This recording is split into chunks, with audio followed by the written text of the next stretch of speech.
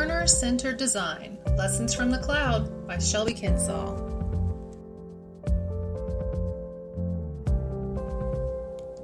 According to author Barbara McCombs, research over the past 15 years has led to a validated definition of learning-centered design in both online and traditional classroom environments.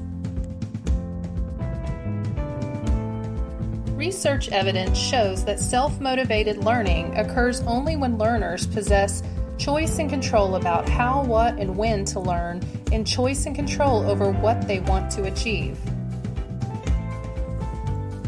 Instructional designers in distance education face the challenge of reflecting a philosophical and methodological shift.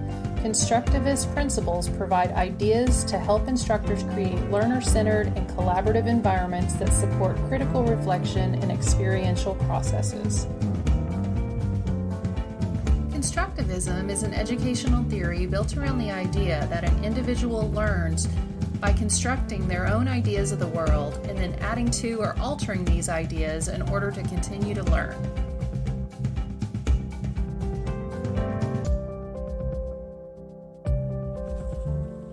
Constructivist principles provide ideas to help instructors create learner-centered and collaborative environments that support critical reflection and experiential processes.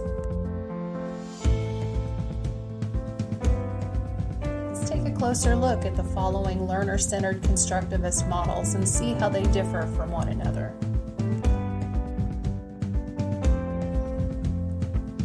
Understanding how people learn at all ages highlights the relational nature of learning, as well as the individual differences in how learners prefer to interact with others in the learning process.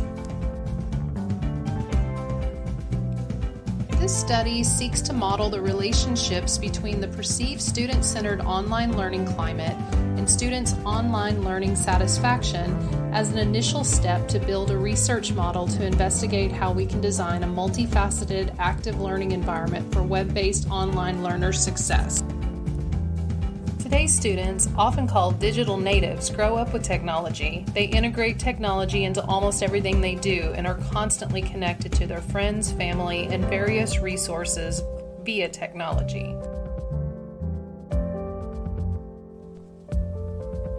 Sound distance education is the result of effective communication, instruction, and adherence to coherent instructional principles. Let's take a look at a few ways you could benefit from learner-centered design.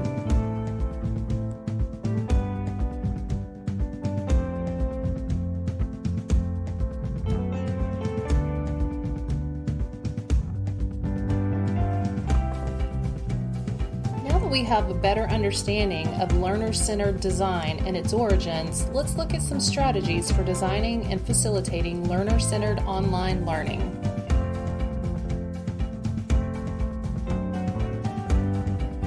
Decades of research have confirmed the importance of student-to-teacher relationships for positive student motivation, social outcomes, and classroom learning.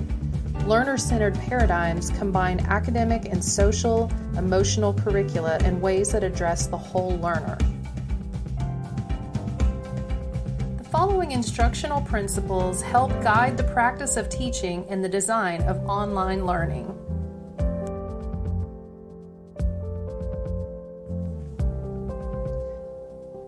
Constructivists believe that learners do not learn in isolation from others, and cognitive psychology has gradually established that people naturally learn and work collaboratively in their lives. Interactivity provides a way to motivate and stimulate learners.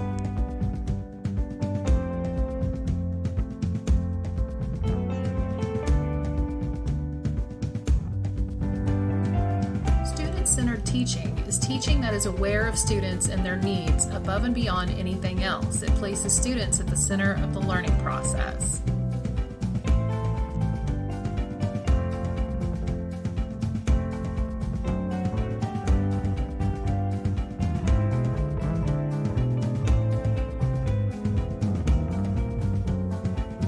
Facilitation occurs when an educator creates a positive and motivating environment for their students.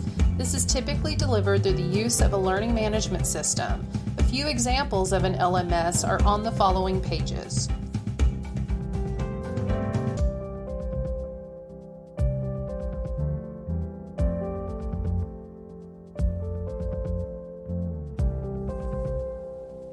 Technology integration requires much more than technical skills. The TPCK framework below includes 3 main components which are critical for effective technology integration.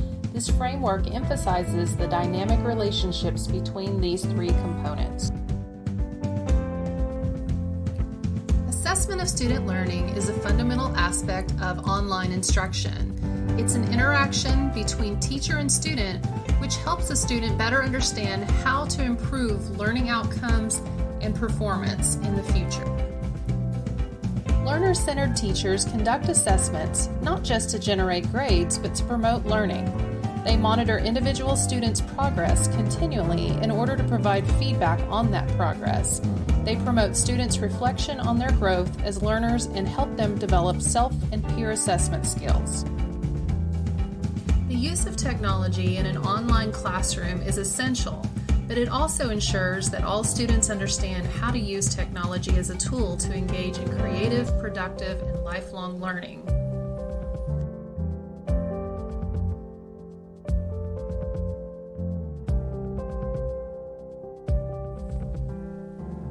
The emergence of Web 2.0 as a shift from being a medium where information is downloaded into being a platform where content is created is viewed as a social revolution that enables and encourages participation through open application.